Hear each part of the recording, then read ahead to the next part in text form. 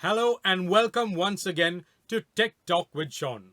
I'm Sean, and in this episode, we're going to talk about the bare minimum needs to do a good, clean voice or vocal recording at home. No, I'm not talking about a home studio, I'm talking about just a plain, decent recording at home. And we're going to cover every piece of equipment that you need. And guess what? You don't need more than 7 different items.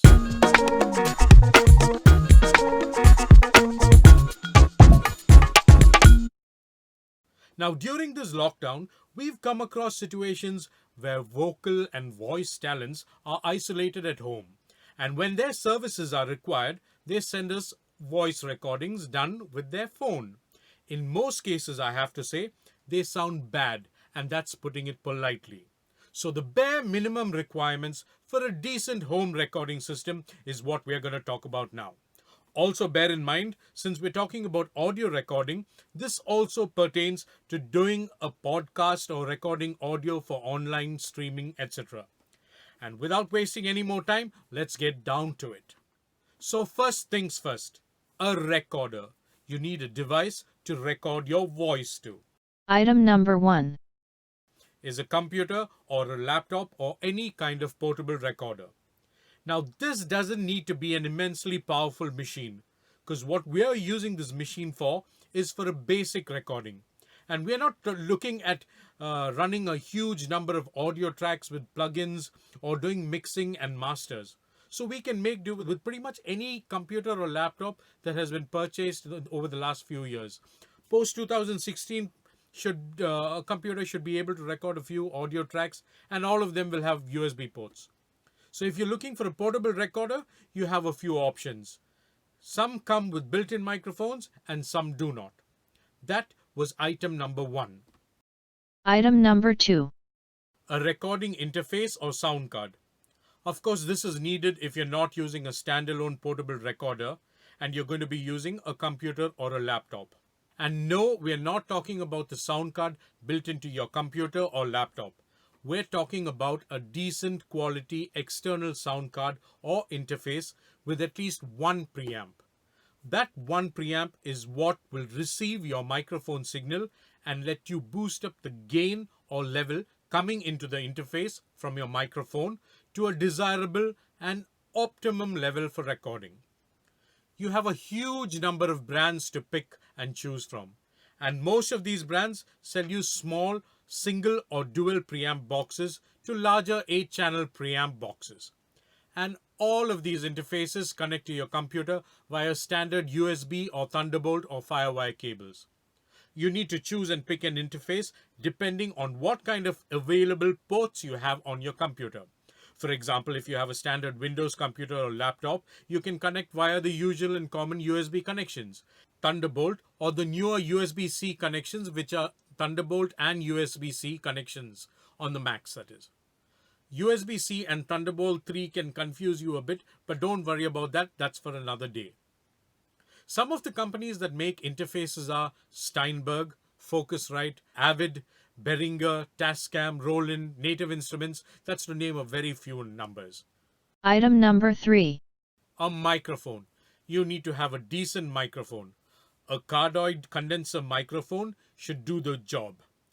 Depending on your budget, you can spend anywhere from $100 to $10,000 on a microphone. But if you're watching this, you're going to be leaning towards the leaner of those two budgets. Again, there are many companies that make decent microphones. You can choose which one fits your purpose and purse. Item number 4. Monitoring. You can choose between monitor speakers or headphones.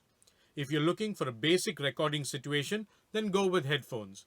If you're going for monitor speakers, then you need to get into a certain amount of acoustic treatment for your room and a bit of extra cabling, etc.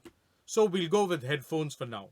And as you guessed, just like interfaces and microphones, there are a huge number of companies that make headphones ranging from a few tens of dollars to a few thousands of dollars. But the choice is up to you. Now we come to Item number 5. a DAW or DAW, a DAW or digital audio workstation. That's the application or program that you will install on your computer or laptop and use to record your voice or instrument. You have a few free options of DAWs like the Waves Tracks Live, Audacity, etc. to paid DAWs, and the cost usually varies according to how much work you need to get out of a DAW. The good news is pretty much every interface that you purchase will give you some kind of a free DAW to get you started on your recording journey. And you need a DAW only if you're using a computer, laptop, or iPad/tablet.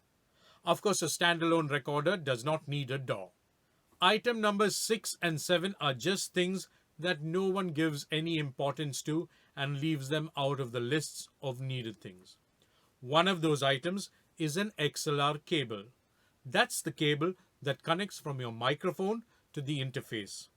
A cable that's about 3 to 4 meters long should pretty much cover your needs. So item number 7, a decent microphone stand.